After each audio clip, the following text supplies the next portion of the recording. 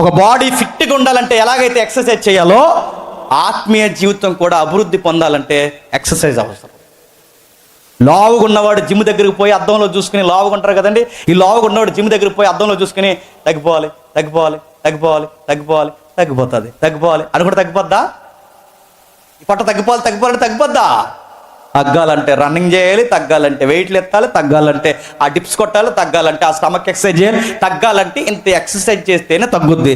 ఈ ఎక్సర్సైజ్ చేసినప్పుడు కష్టపడి ఉండగా నువ్వు అనుకున్న సేపు వస్తుంది, అప్పుడు వస్తుంది నువ్వు అనుకున్న కోరుకున్న బాడీ ఫిట్నెస్. ఇది నీకు రావాలంటే ఈ శరీర దారుఢ్యానికే ఇంత కష్టపడితేనే ఎక్సర్సైజ్ చేస్తేనే ఈ బాడీ వస్తే, ఆత్మీయంగా నువ్వు ఎదగాలి అంటే అది కూడా ఒక ఎక్సర్సైజ్. ఎలా ఎక్సర్సైజ్?